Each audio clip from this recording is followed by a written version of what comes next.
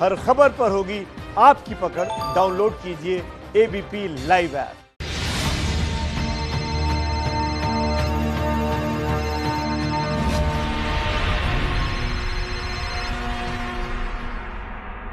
नमस्कार, मैं अनुराग मुस्कान घंटी बजाओ शो में आपका स्वागत करता हूं। सवाल, क्या चीन भारत से जंग चाहता है? चीन नेपाल बॉर्डर पर चीन की लाख साजिशों के बाद भारतीय सीमा पूरी तरह सुरक्षित है। यह रिपोर्ट हमने आपके लिए तैयार की है, लेकिन इसको आगे दिखाएंगे। पहले बात करते हैं आज देश के भीतर आम आदमी से जुड़े सबसे बड़े मुद्दे की। दर्दे तेल पर चल रहे टोपी ट्रांसफर की घंटी बजाओ। आज लगातार 19वें दिन पेट्रोल डीजल के दाम बढ़े। इतिहास में पहली बार पेट्रोल से महंगा डीजल होने के बाद आज डीजल की कीमत देश में पहली बार 80 रुपए के पार पहुंच गई। कई राज्यों में विरोधी दलों ने मोदी सरकार के खिलाफ प्रदर्शन किया। तेल के दाम घटाने की मांग केंद्र सरकार से की गई है, लेकिन तेल की महंगाई के हमाम में कैसे अलग अलग दल आपस में रंगे हुए हैं, यह सच आपको घंटी बजाओ शो की इस रिपोर्ट से पता चलेगा। तब आप जानेंगे कि आपको महंगाई का आघात काल में धकेलने में सिर्फ एक पार्टी नहीं, एक सरकार नहीं, बल्कि सब आपस में मिले हुए हैं जी। रिपोर्ट देखिए, सहमत हैं तो घंटी बजाकर अपनी राय जरूर भेजिएगा।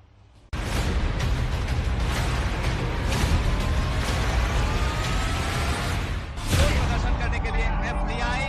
आज से 8 साल पहले पटना में आज के केंद्रीय मंत्री और तत्कालीन विपक्षी नेता रविशंकर प्रसाद 2012 में केंद्र की यूपीए सरकार के खिलाफ साइकिल पर प्रदर्शन करने निकले थे, क्योंकि तब डीजल के दाम बढ़े थे।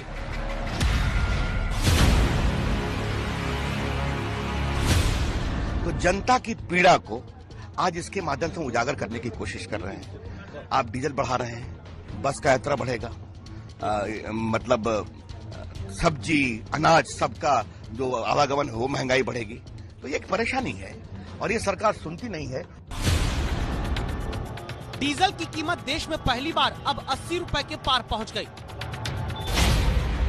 आपातकाल के 45 साल पर केंद्रीय मंत्री 14 मिनट बोलते हैं और तेल की महंगाई के आघात काल पर एक शब्द नहीं कहते।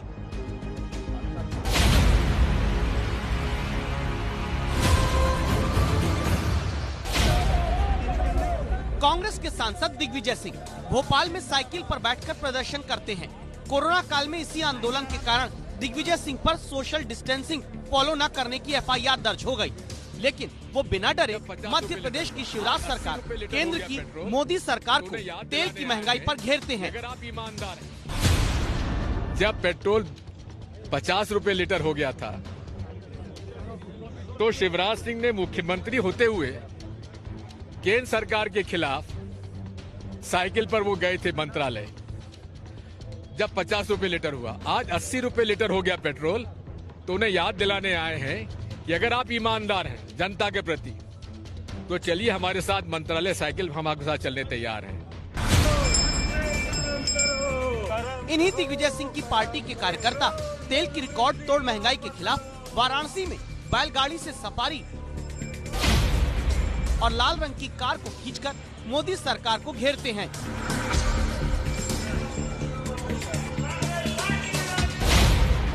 लेकिन मोदी सरकार पर तेल की महंगाई अनलॉक करने का ट्वीट करने वाले राहुल गांधी, पेट्रोल डीजल के दाम बढ़ने पर लूट बताने वाली प्रियंका गांधी, कांग्रेस शासित राज्यों में अपनी सरकार को टैक्स घटाने के लिए तेल पर नहीं कहते। इसीलिए हम आपको बता रहे हैं, तेल की महंगाई के हमाम में सब रंगे हैं। तेल सस्ता करना सरकारों के हाथ में है। सरकार फिर चाहे बीजेपी की हो या कांग्रेस की, सरकारें अपने खजाने की चिंता में आप तक फायदा नहीं पहुंचने देना चाहती। वरना जिस बीजेपी के मुख्तार अब्बास नकवी विपक्ष में रहकर कुछ यूं 8 साल पहले पेट्रोल डीजल के दाम पर सरकार को घेरने उतरते थे, और आज के प्रधानमंत्री तब तेल की महंगाई पर मुख्यमंत्री रहते कहते थे, एक बाजू आ गुजरात सरकार ની દિશા જુઓ અને દિલ્હી વાળાની દિશા જુઓ। અમે શું કર્યું? ખેડૂતોને બોજ પડ્યો તો અમે વીજળી બિલ ઘટાડ્યું, ખેડૂતોને બોજ પડ્યો તો મેં લોન લીધી તેનું વ્યાજ માફ કર્યું, અને કોંગ્રેસની દિશા જુઓ, એણે 5 રૂપિયા ડીઝલમાં વધારી દીધા છે। लेकिन अब 19 दिनों से लगातार सुरसा के मुंह की तरह फैलकर डीजल की कीमत में 10 रुपए 62 पैसे प्रति लीटर का इजाफा हो चुका है। पेट्रोल भी 19 दिन में 8 रुपए 66 पैसे महंगा हो चुका है। जब देश में आपातकाल लगाया, लेकिन आपातकाल के 45 साल होने पर सब ने आज बोला और तेल की महंगाई के आघात काल पर सरकार और पार्टी की तरफ से कोई एक शब्द नहीं बोलता।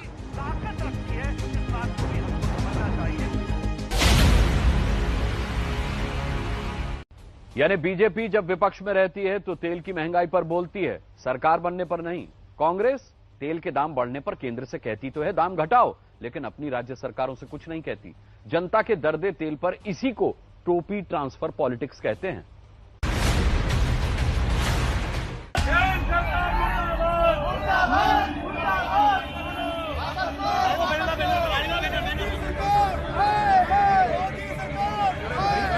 आज आम आदमी पे पैसा नहीं है, वो अपना पेट काट के पेट्रोल डीजल मजबूरी में बढ़ा रहा है।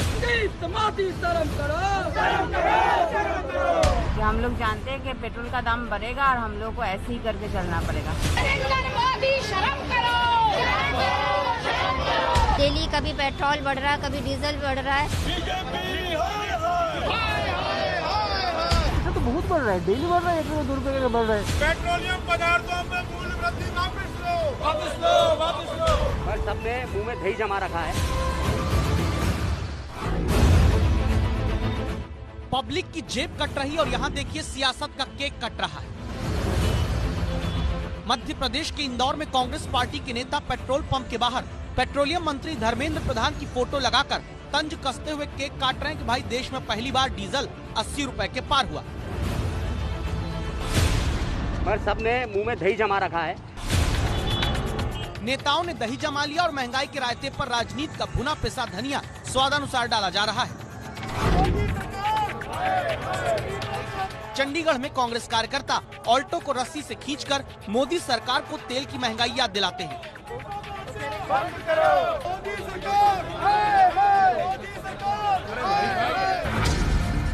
मेरठ में कांग्रेस के नेता कार को रस्सी से खींचते हैं।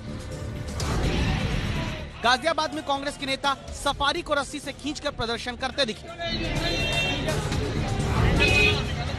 लेकिन यही कांग्रेस नेता जनता की फिक्र में अपनी पार्टी के शासित राज्यों की सरकारों से तेल के दाम में वैट और सरचार्ज कम करने की बात नहीं कहते। महाराष्ट्र सरकार कम से कम जनता की जेब से 26,791 करोड़ रुपए सिर्फ पेट्रोल डीजल पर टैक्स से कमाती है।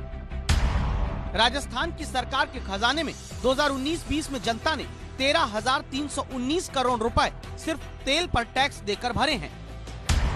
पंजाब की सरकार पेट्रोल डीजल से जनता से करीब 5,548 करोड़ रुपए सालाना पाती है। छत्तीसगढ़ की कांग्रेस सरकार ने पिछले साल 3,877 करोड़ रुपए सिर्फ टैक्स से तेल पर कमाए हैं।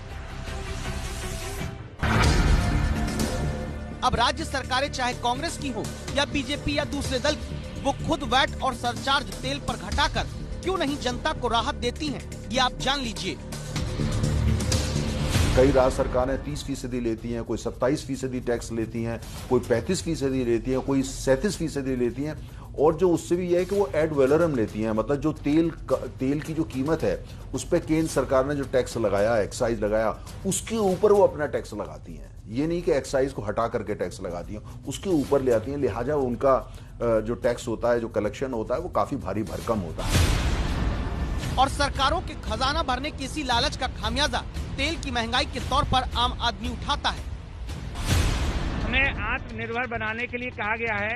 ऐसा लग रहा है कि अब सरकार ने डीजल पेट्रोल को जो है, पेट्रोल की जो क्रूड ऑयल की प्राइसेस हैं, उससे ही आत्मनिर्भर कर दिया है। ये बहुत ही दुखद और चिंता का विषय है। 16 जून के दामों के आधार पर पता चलता है कि दिल्ली में 1 लीटर पेट्रोल की कीमत में 50 रुपए 69 पैसे तो सिर्फ केंद्र और राज्यों का टैक्स है। 1 लीटर डीजल का दाम भरने वाली जनता से प्रति लीटर केंद्र और राज्य 49 रुपए से ज्यादा टैक्स कटवाते हैं।